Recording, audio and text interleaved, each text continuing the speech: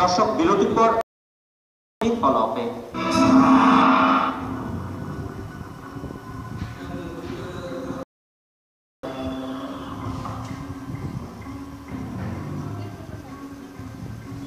মালা খানের বিপক্ষে ওঠা এসব অভিযোগের সত্যতা খুঁজতে ফলো আপ টিম যোগাযোগ করে তার সঙ্গে। বেশ কয়েকবারের চেষ্টায় তাকে টেলিফোনে পাওয়া যায়। যে আমি একটু আপনার সাথে দেখা করতে চাই, আপনি কি সময় দিতে পারবেন? আচ্ছা, আমি সায়েন্স ল্যাবে আছি, আপনার অপেক্ষা করছিলাম, অনেকক্ষণ ফোন দিচ্ছিলাম। জি জি জি জি। কতক্ষণ লাগবে ম্যাডাম? আচ্ছা, আমি অপেক্ষা করছি।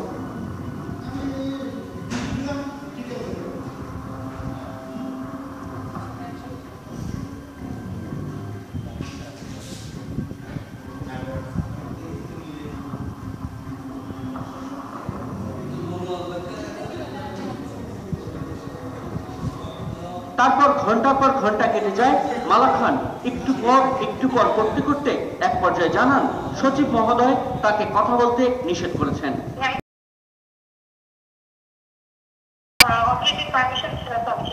আচ্ছা না ম্যাডাম, আমি যেটা জানতে চাচ্ছিলাম যে কালে কণ্ঠে যে বিষয়গুলো লিখেছে এগুলো নিয়ে আপনার একটা সে যে এগুলো আপনি স্বীকার করছেন না অস্বীকার করছেন বা এরকম কিছু আর কি একটা সত্য স্বীকার করার প্রশ্নই ওঠে না। সবচেয়ে বড় কথা যে রিপোর্টার হিসেবে যদি মনে করেন যে আপনারা যে বিষয়টা তদন্তাধীন আছে সেটা কোনো ইয়ে হলো না, মানে এখন পর্যন্ত প্রতিক্রিয়া করা হলো না, কিন্তু সেটা নিয়ে আপনারা নিচ্ছেন। নিজের বিপক্ষে আনা সব অভিযোগ টেলিফোনে অস্বীকার করেন মালা। ফলো আপ টিম অনেক চেষ্টা করেও সরাসরি ক্যামেরার সামনে কথা বলাতে রাজি করাতে পারেনি মালা খানকে।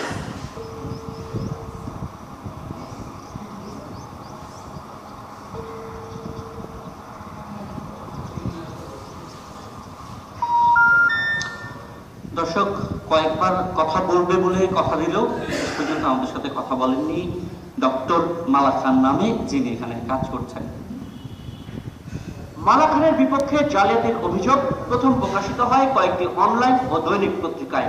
জালিয়াতির মালা গেঁথেছেন মালা খান, এই শিরোনামে গত 8 ফেব্রুয়ারি দৈনিক কালের কণ্ঠে প্রকাশিত হয় একটি অনুসন্ধানী প্রতিবেদন।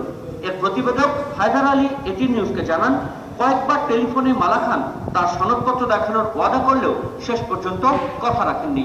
রিপোর্ট করার ক্ষেত্রে কিন্তু আমি অভিযুক্তের বক্তব্য নিতে হয়, এটা আমি সবসময় করি। তো আমি ওনাকে যখন বৃহস্পতিবার ফোন দিলাম, উনি বলল যে আমার সব কাগজপত্র আছে, আমি বৈধভাবে পিএইচডি করেছি, এমনকি আমার নিয়োগপত্রের যে ইয়েগুলো বলছে সেটা। তাই আমি বললাম যে আমাকে দিতে পারবো।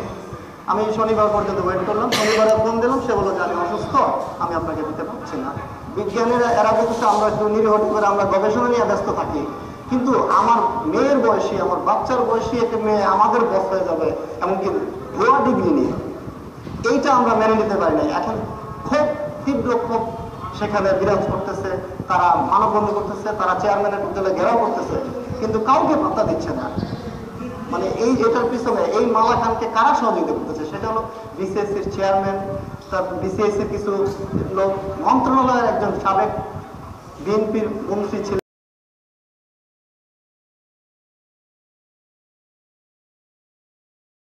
নড়ে চড়ে বসে কর্তৃপক্ষ। মালার পিএইচডি ডিগ্রি ভুয়া কিনা সেটা খতিয়ে দেখতে একটি 3 সদস্যের কমিটি গঠন করে বাংলাদেশ বিজ্ঞান ও শিল্প গবেষণা পরিষদ।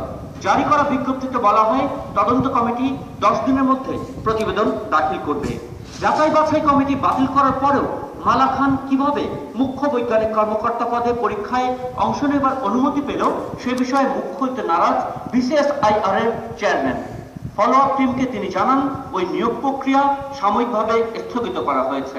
ডিআরআইসিএম এ যে চিফ সায়েন্টিফিক অফিসার পদে নিয়োগের ব্যাপারটা আপাতত স্থগিত আছে এবং এ বিষয়ে একটা তদন্ত কমিটি করে দেওয়া হয়েছে, তদন্ত চলছে, তদন্ত প্রতিবেদন পাওয়ার পরে পরবর্তী ব্যবস্থা। দর্শক, বাংলাদেশে অনেক ঘটনায় ধামাচাপা দেবার জন্য তৈরি করা হয় তদন্ত কমিটি। সময়ের সঙ্গে সঙ্গে মানুষের মনোযোগ অন্যদিকে সরে গেলে আবারও চলে অনিয়ম। এক্ষেত্রে সেটি ঘটে কিনা তা বলে দেবে সময়। তবে মালা খানের বিপক্ষে তদন্ত কমিটি কি রিপোর্ট দেয় সেটি দেখার জন্য এখন অপেক্ষা করছেন সায়েন্স ল্যাবরেটরির অগন্তি বিজ্ঞানী ও কর্মচারী।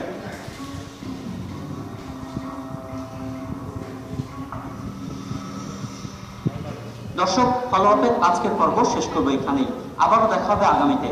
তবে সে পর্যন্ত ভালো থাকুন, সুস্থ থাকুন, এটির নিজের সঙ্গেই থাকুন। আর হ্যাঁ, চোখ কান খোলা রাখুন, আপনার চারপাশে ঘটে যাওয়া ঘটনাপ্রবাহ থেকে সাবধানে থাকুন।